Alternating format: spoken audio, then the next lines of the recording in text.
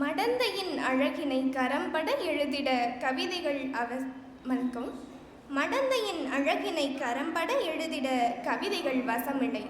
கவிஞனின் புலமையும் சிதறிடும் அழகுகள் பொறையுடன் வருந்திடும் இவளிதழ் மலரதன் மதுவினை சுவைத்திடும் சுரும்புகள் இவளிதழ் சுவைத்திட மறந்ததும் அதனதன் மடமைதான்.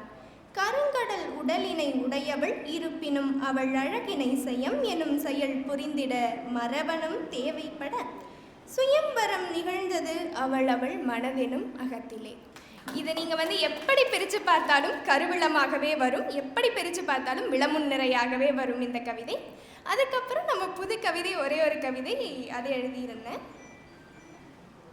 மறந்து சலிக்கவோ சலித்து மறக்கவோ இயலவில்லை ஜன்னலோர பயணங்கள். நன்றி.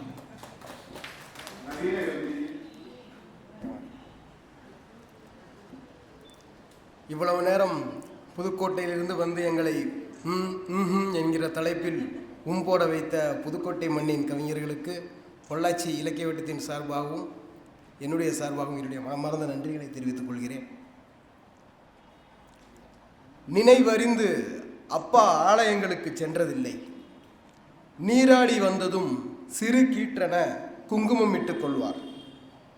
பட்டறையில் வெட்டு காயங்களையும் வெல்டிங் கங்குகளையும் விழுப்புண்களென ஏந்தி வரும் இரவுகளில் வலியோடு முருகாவென விழித்தபடி உறங்கி போவதை பார்த்திருக்கிறேன். நல்ல நாட்களில் சமய சடங்குகளை சிரத்தையோடு அம்மா செய்கையில் பகடி செய்து புன்னகைப்பார். அம்மாவாசைகளில் மசாலா வாசனையோடு இறைச்சி துண்டங்களை தூங்கி விழும் எங்களை எழுப்பி ஊட்டிவிட்ட அந்த அப்பாதான் இறுதி நாட்களில் மறுநாள் சிகிச்சைகளுக்கான கடன் வாய்ப்புகள் குறித்து கைப்பிசைந்து நிற்கும் என்னை கடைசியாய் பார்த்துவிட்டு கண்மூடி ஏதோ முணுமுணுத்தார். முதலும் கடைசியுமாய் அவர் வேண்டிக் கொண்டது எனக்கும் தனக்குமான விடுதலையாகத்தான் இருக்கும். நன்றி. மதிய வணக்கம். அம்மாவை பற்றிய ஒரு கவிதை. அம்மாவின் மனம் மகிழும்படி அம்மாவின் மனம் மகிழும்படி அவளுக்கு பிடித்த உணவுகளை அவளின் கை பக்குவத்திலேயே சாப்பிட வைக்கிறாள் ஆடி அமாவாசைக்கு. நன்றி, வணக்கம். அனைவருக்கும் வணக்கம். பொய் என்று தெரிந்தும் ஏங்குகிறேன் உனக்காக என்றாவது ஒரு நாள் மெய்யாகி விடாதா என்ற எண்ணத்தில். பொய் என்று தெரிந்தும் ஏங்குகிறேன் உனக்காக என்றாவது ஒரு நாள் மெய்யாகி விடாதா என்ற எண்ணத்தில். அடுத்தது அப்பா பற்றி ஒரு கவிதை. இன்னும் சில காலம் என் வாழ்வெனும் ஏற்ற இறக்கங்களில் இருந்துவிட்டு போயிருக்கலாம். இன்னும் சில காலம் என் வாழ்வெனும் ஏற்ற இறக்கங்களில் இருந்துவிட்டு போயிருக்கலாம். இன்பம் துன்பம் எது வந்தாலும் என்னுடன் நீ இல்லை என்ற ஏக்கம் தொற்றிக்கொள்கிறது எனக்கு. இன்பம் துன்பம் எது வந்தாலும் என்னுடன் நீ இல்லை என்ற ஏக்கம் தொற்றிக்கொள்கிறது எனக்கு. கல்லாய் மாறிப்போன என் இதயத்தில் கண்ணீர் மூலம் ஈரம் சேர்க்கும்போது மறுபடி ஒரு நாள் உன்னை கட்டித்தழுவும் நாள் வந்திடாதா என்று ஏங்குகிறது என் மனது. உங்கள் நினைவில் அன்பு மகள். இனியொரு கவிதை. உன் கண்களால் கவரப்பட்டு தொலைந்து போனவள் நான். உன் மூச்சுக்காற்றில் சில நொடி வாழ்ந்த இன்பம் மீண்டும் மீண்டும் வேண்டும் என ஏங்குகிறேன் இன்று. இன்னும் கொஞ்சம் அழுத்தமாக உன்னை அணைத்திருக்கலாமோ என்று தோன்றுகிறது நீ எனதில்லை என்று எண்ணும்போது. நன்றி. தாய்மையின் வழி. தாய்மையின் வழியை நான் கருவறையில் உணரவில்லை. பூப்படைந்த போதும் என் திருமணத்தின் போதும் உடல்நிலை சரியில்லாத போதும் என் தாயின் கண்களில் வலியும் கண்ணீர் துளியிலும் கூட உணரவில்லை. 12 வருடம் தாய்மை அடையாமல் இருந்துமே உணராத அந்த வழியை செயற்கை முறை கருத்தறுத்தலில் தோல்வியற்ற போது இயற்கை உணர்த்தியது தாய்மையின் வழியை. கல்லறையை தொடும் முன் மனதை தொடச் செய்த இயற்கைக்கும் இறைவனுக்கும் நன்றிகள் பல. நன்றி.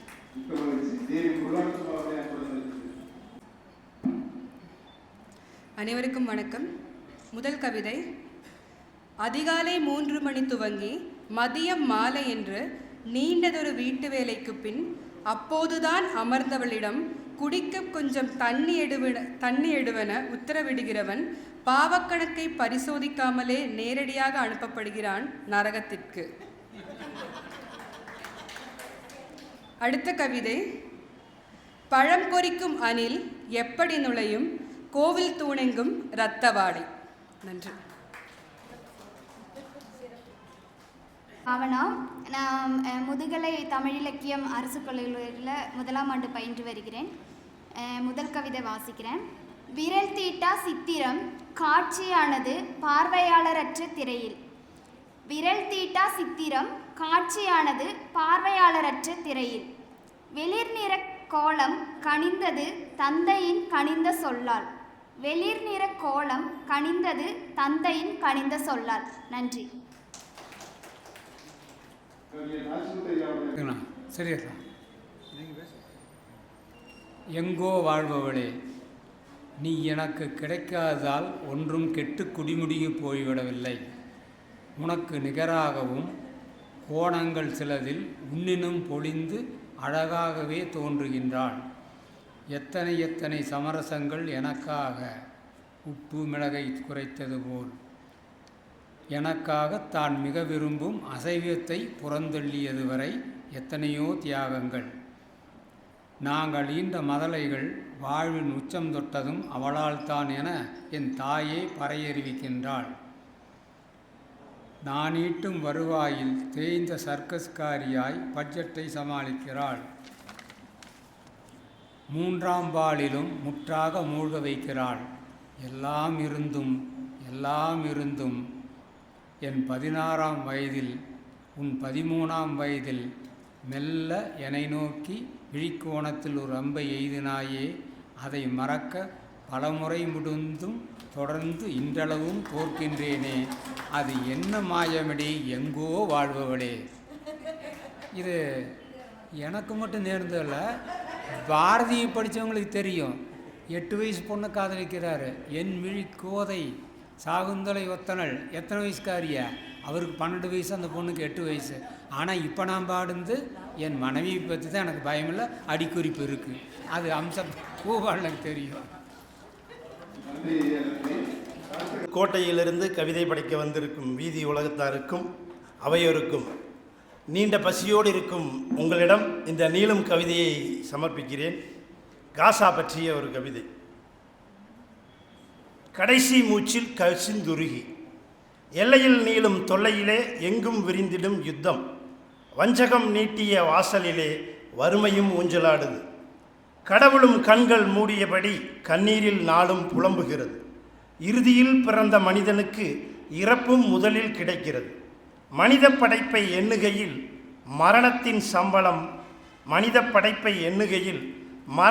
சம்பளம் கிடைத்ததென பாவமாய் கடவுளும் ஆடுது. பகுத்தறிவின் நீளும் கரங்களே அழிவின் முகவரி தேடுது. எந்திரக்கூண்டில் இதயங்களும் எரிந்து சாம்பலாகுது. நரகத்தின் பாதைக்குள்ளே நாகரீகம் நுழையுது. இறக்கை முளைத்த ஏவுகணையில் உறக்கம் முற்றாய் தொலையுது. பதுங்குகுழியின் வாசலெங்கும் பிணங்களே படுத்து கிடக்குது. குருதியின் சதைகளில் கோடுகள் கிழித்தே நதியின் தடமாய் மாறுது. பருகிடும் நீரும் எரிமலையாகி உருக்கிடும் தேகத்தில் அலையுது. பச்சையம் எரிந்த பசுமை தாய்கள் பாலைவனத்தில் புதையுது. பறவையின் சிறகில் பாஸ்பரஸ் குண்டுகள் பற்றி பற்றி விழுகுது. வனத்தின் இருப்பை பணத்தில் கட்டி வற்றா ஆயுதமாய் மூளையும் செய்தே குவிக்குது. நீளமாய் விடிந்த வானத்திலே நீண்டிடும் புகையே இருளாகி பூமியின் மேனியில் அமிழமலையென ஓடுது. தெருவில் ஓடும் மழலையிடம் வெடிகள் சூழ்ந்தே துரத்துது. விரையும் இராணுவ வாகனத்தில் அமைதியும் வீழ்ந்தே கிடக்குது. மாளிகை கணவான் ஏவலுக்கு மரணத்தை தேடும் யுத்தம் இது. மடியும் மக்கள் குவியலுக்குள் கருணையும் புதைந்து போகுது. வேண்டாம் வன்முறை என்ற வாதங்கள் தூக்கிலே தொங்குது. விடியும் வேளையே முடியும் பொழுதாய் விரைந்தே மரணம் தழுவுது. சாம்பலாய் போகும் தேகத்துக்குள் சச்சரவால் யாதும் கிடைப்பதில்லை. சமரசம் உழவும் மனங்களிலே சரித்திரம் நிலைத்தே சிறக்குது. தரித்திரம் துரத்தும் அவலத்தை தாயகம் இழந்தே அகதிகளும் நகரும் கொடுமை போதுமே.